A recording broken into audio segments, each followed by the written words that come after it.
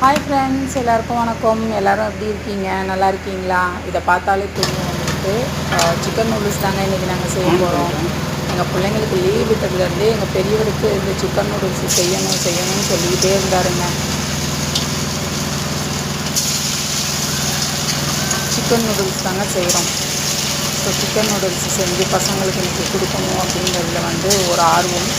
பசங்க எல்லாம் என்ன பண்ணாங்க அப்படின்னா 2 பேருமே சிக்கன் நூடுல்ஸ் ரொம்ப நாளாக கேட்டுகிட்டு இருந்தாங்கங்க. கடையில் வாங்கி கொடுக்குறதுல ஈடுபாடு இல்லை.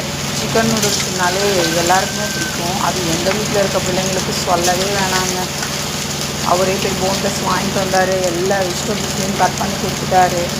ஸோ நான் பொரித்து கொடுத்த உடனே இந்த சிக்கனையும் கட் பண்ணி கொடுத்துட்டாரு. அடுத்து வந்து நம்ம சிக்கன் வந்து ஃப்ரை பண்ணிவிட்டு நெக்ஸ்ட்டு எக்கு வந்து செய்ய போகிறோம். எக்கை வந்து இருக்கிறது நம்ம வீட்டை ஒரே ஒரு இண்டோலியம் மாடல் மட்டும்தாங்க.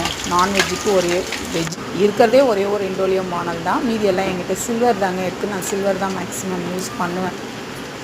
அதனால் என்னென்னா அந்த எண்ணெய் பொரிச்சதை எடுத்து வச்சாச்சு. இந்த வானலில் வந்து நாங்கள் நூடுல்ஸ் செய்ய ஆரம்பித்தோங்க. நூடுல்ஸ் செய்ய ஆரம்பித்தோன்னே எங்கள் ஆளுங்க 2 பேரும் வந்து பக்கத்தில் நின்றுட்டாங்க. பெரிய ஒரு வீடியோ எடுத்துகிட்டு இருக்காரு. சின்னவர் எப்போம்மா செய்வீங்க அப்படிங்கிற மாதிரி இருந்தார்.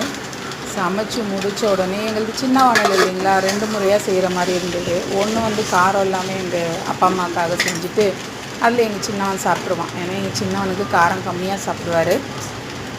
பெரியவர், நான், அவங்க அப்பா எல்லோரும் கொஞ்சம் காரமாக சாப்பிட்டா நல்லாயிருக்கும் அப்படிங்கிறதுனால பெப்பரோட காரம் தாங்க, வேறு எதுவும் கிடையாது. மசாலாலாம் எதுவும் நான் ஆட் பண்ணலை.